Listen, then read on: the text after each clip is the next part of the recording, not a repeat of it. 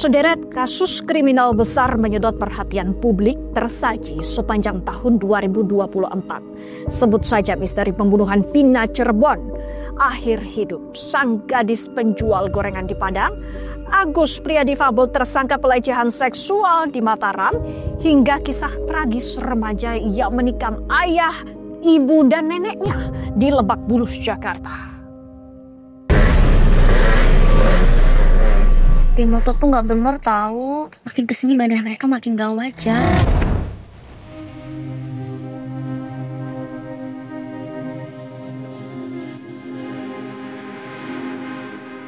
Berangkat dari film bertajuk Vina sebelum 7 hari, misteri pembunuhan sepasang kekasih asal Cirebon, Jawa Barat, Vina dan Eki, menjadi drama panjang yang tersaji di paruh awal tahun 2024. Belum tertangkapnya otak pembunuhan setelah 8 tahun, sekaligus dugaan salah tangkap para terpidana, menjadikan kasus ini menyedot perhatian banyak kalangan. Ibtu Rudiana, ayah korban Eki, pun diduga punya keterlibatan dalam penangkapan para pelaku pembunuhan.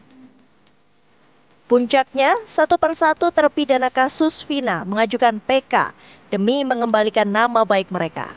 Meski berujung gigit jari karena Mahkamah Agung tak mengabulkannya. Kalau kita semata-mata memakai penegakan hukum, maka rasanya semua kesaksian, semua bukti yang diajukan yang sebetulnya sudah berlangsung 7 tahun lalu, itu sebetulnya sudah terredusir, sudah amat terdistorsi makna, akurasi, kelengkapannya. Itu sehingga lalu layak kalau kemudian majelis hakim mengabaikannya. Yang tak kalah mengejutkan, hadirnya nama Peggy Setiawan yang sempat dijadikan dalang pembunuhan oleh kepolisian, namun berujung menang di pra-peradilan. Hingga surut pamor, kasus ini masih meninggalkan misteri bagi keluarga Vina yang masih berharap dalang pembunuhan diadili.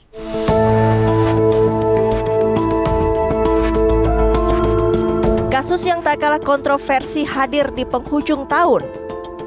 IWAS alias Agus, pria difabel yang berdomisili di Mataram, Nusa Tenggara Barat ini dituding melakukan pemerkosaan terhadap seorang mahasiswi.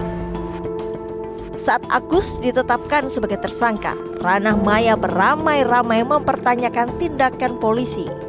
Bagaimana bisa seseorang yang tak memiliki tangan sedari lahir bisa berbuat asusila?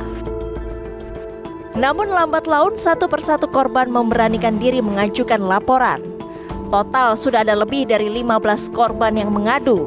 2 diantaranya masih di bawah umur. Bermodus melakukan mandi suci untuk membersihkan diri dari dosa, Agus menggiring para korban ke penginapan untuk melancarkan aksinya. Perempuan bahkan menjadi sangat rentan untuk menjadi korban kekerasan oleh kelompok rentan lainnya. Kendati tak ditahan, Agus kini harus mengikuti proses hukum yang berjalan. Mampukah ia membuktikan bahwa dirinya tak bersalah atau harus berakhir mendekam di balik penjara?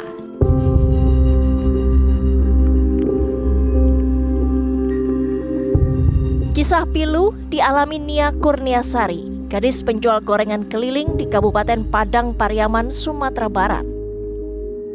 Ia dibekap, diperkosa, lalu dikubur di sebuah lahan perkebunan oleh Indra Septiarman yang merupakan residivis kasus pencabulan dan narkoba saat hendak pulang bekerja.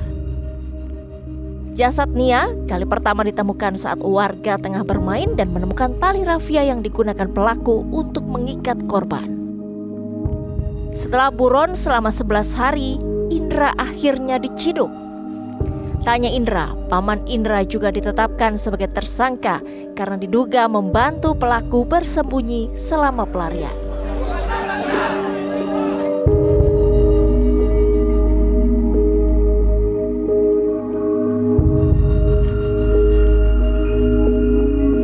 Kisah tak kalah memilukan terjadi di Lebak Bulus, Jakarta. Entah apa yang menjadi pemicu seorang remaja menikam ayah, ibu, dan neneknya sendiri. Sang ayah dan nenek meregang nyawa, sementara sang ibu menderita luka-luka. Kekerasan yang dilakukan oleh anak-anak itu meningkat, yang ditengarai karena pengaruh gizi mental mereka yang banyak dipengaruhi oleh tayangan-tayangan kekerasan yang membuat mereka tidak lagi melihat aksi kekerasan itu menjadi sesuatu yang luar biasa. Kendati demikian, sang ibu telah memaafkan buah hatinya. Ia berharap ada keringanan hukuman untuk anaknya, kendati proses hukum tetap berjalan.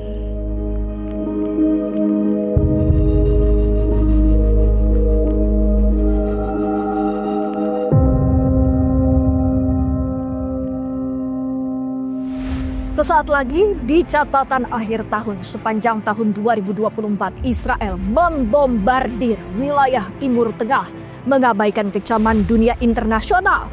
Sementara perang Rusia-Ukraina berlanjut, Donald Trump terpilih kembali sebagai Presiden Amerika Serikat, menandai akhir tahun yang penuh gejolak.